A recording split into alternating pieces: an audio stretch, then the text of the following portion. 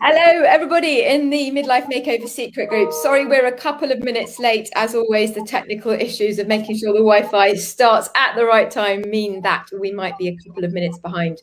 Some of you know about this chat that I'm having with the lovely Annouska today. Some of you may have switched on at lunchtime. You may be eating a sandwich, and if you're eating a sandwich, sit back and relax and listen to this too, because this is a gem of midlife information that I really want to share with you.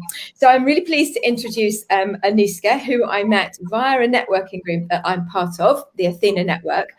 And when she told the ladies unwittingly in the group about her job, I was really interested, but not, Annouska, for the reasons that possibly you're used to people interested in what you do, but for completely different reasons.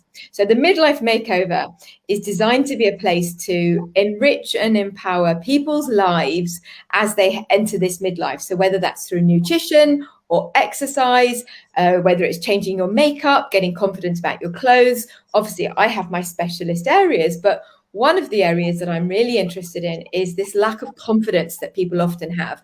And whether that's a physical lack of confidence or a lack of spoken confidence. And when you shared with us that day the things about your voice, using your voice as a tool, I was really interested in it. So, Annouska, please introduce yourself to my lovely Midlife Makeover ladies, what you do. Hi, yeah, lovely to be here. So yes, my name is Anuska. I train speakers and singers to basically find their most expressive, powerful and effortless voice. I think the word effortless is really important, whatever your age. I mean, I work with adults primarily. So whether you're 20 or whether you're 60, I've even worked with people in their 80s. So any age, because we all have a voice. And particularly with speaking, I tend to help women who are very much running a business or have a career and they're putting themselves out there more, doing podcasts, videos, presentations. So they need a voice they can rely on and they want to sort of bring their best self to the table when they're doing videos. I think particularly over the last 12 months with all of us being on videos like 24/7. So it's really important. And I think one of the things that I think we've mentioned before when chatting is it's just something I don't think many of us think about is our voice. It's like breathing. We just think it just happens and to some extent it does, but there's so much to learn that could really take you to the next level, whatever your age. Yeah.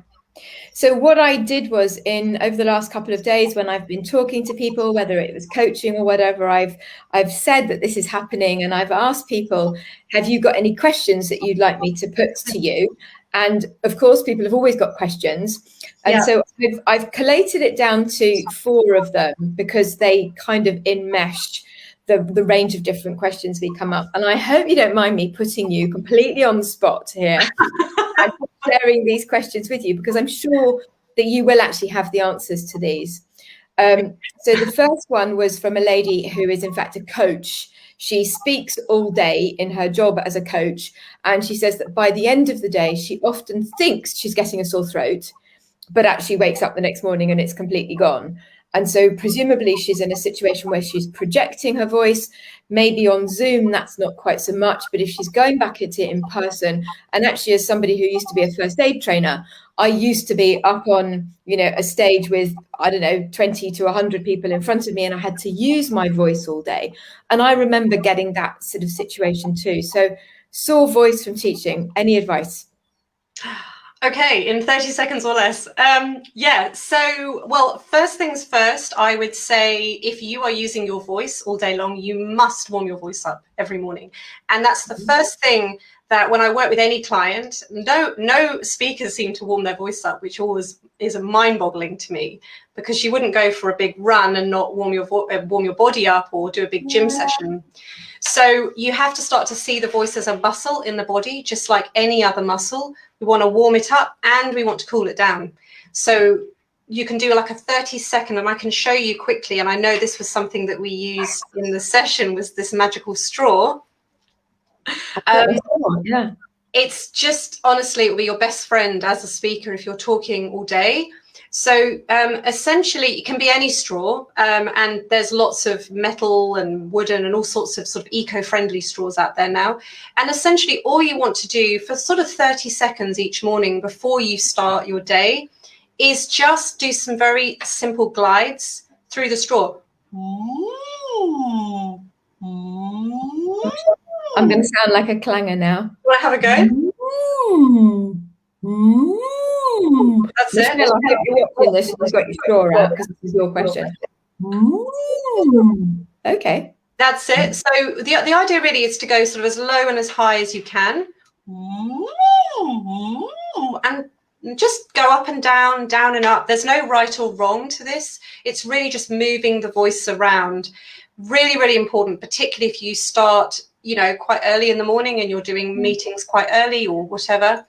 I would suggest then maybe doing this at lunchtime if you can, like a few of these.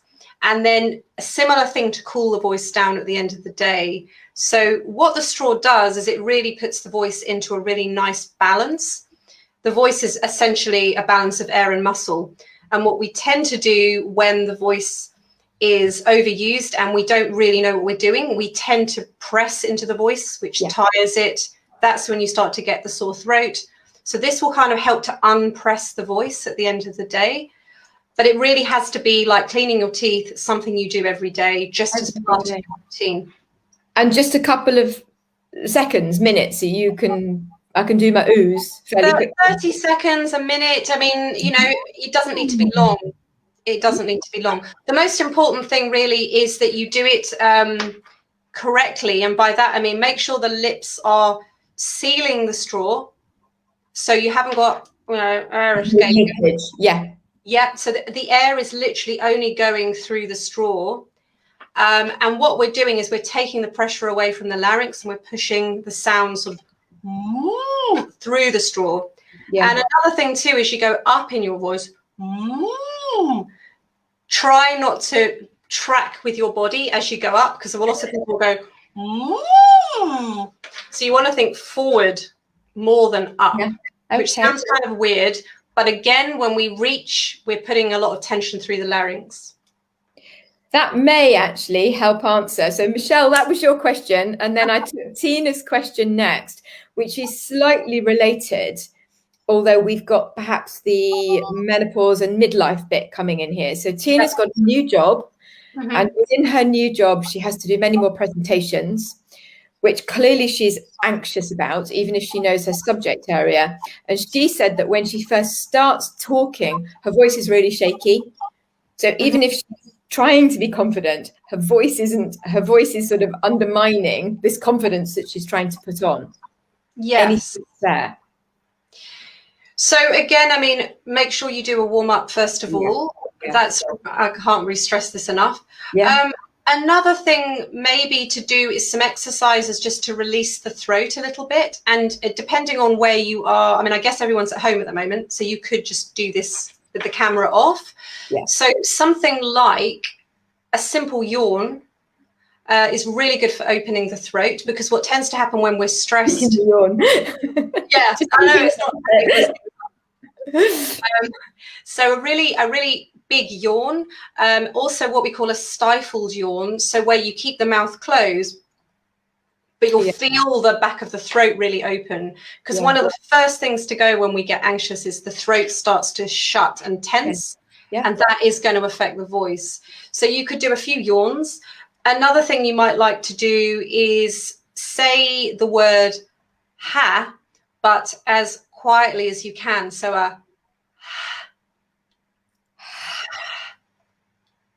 and hopefully you'll feel the throat kind of softening and relaxing. That is like we do at the end of a class. It's sort of calming everything down. So I think probably simply put, I think release the throat. You can also do some deep belly breaths as well. That's really good, and warm the voice up. Brilliant. Okay, you ready for the third one? So Rosa, this is a nice one actually. Rosa said she used to sing as a child and loved it, and she's actually now thinking about joining a choir as an adult as part of her sort of self-care thing. obviously a bit nervous about it. Is there anything she should do before she goes along and tries to join a choir? Or do you just turn up and go with what you are, with what you've got? You're obviously a professional singer as well. So I'm assuming Rosa isn't a professional singer.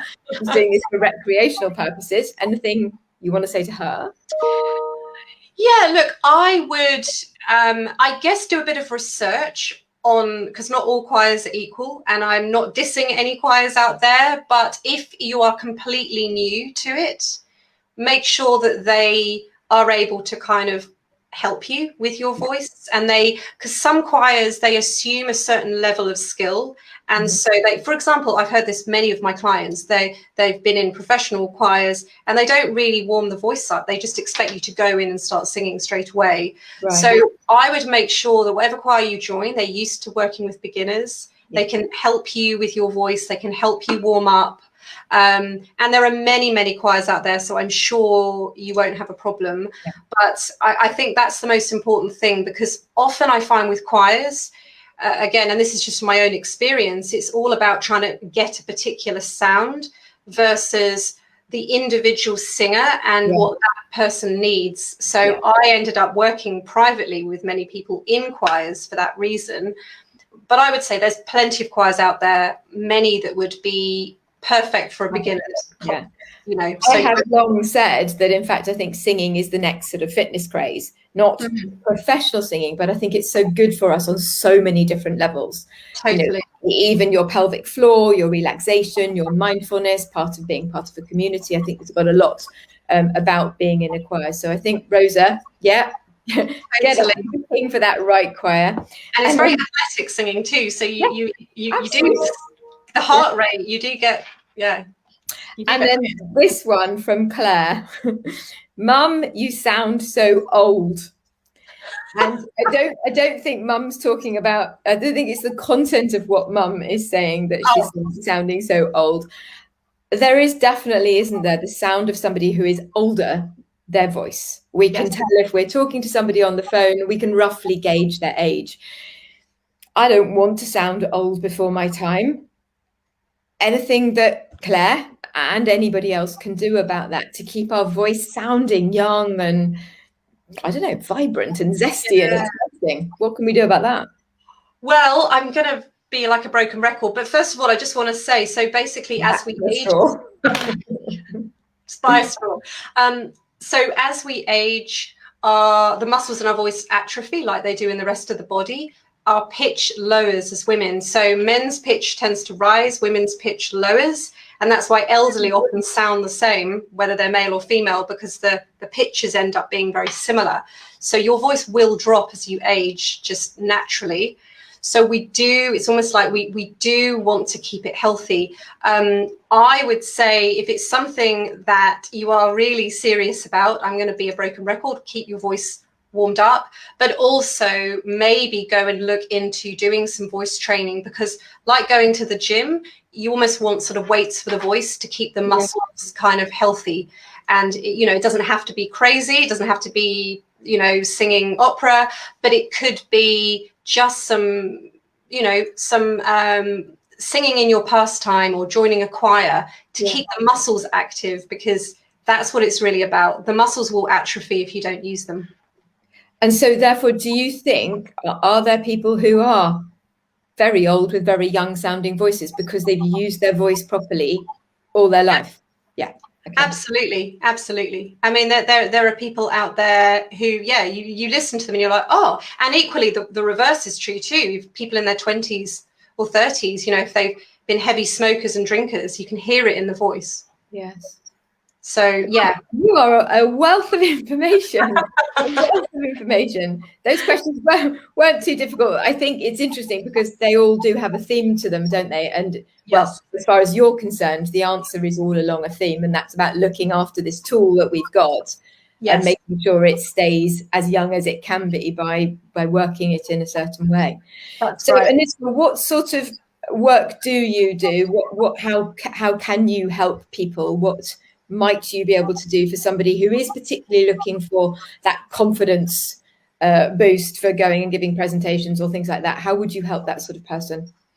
So I work in a coaching capacity, so on a one-on-one capacity mostly, because everyone is so unique. We all use our voice differently, and I can't really give cookie cutter approaches. I find it I'm doing a disservice really. So I work privately. I bring in Jungian psychology, so that really focuses a lot on the sort of psychological side of speaking or singing, which is obviously, I mean, our mind is driving everything, but our mind is driving our voice very much so. And we know that just by, you know, we feel sad and our voice shakes, or we feel angry and our voice shakes. You know, our voice is so intimately connected to our emotions.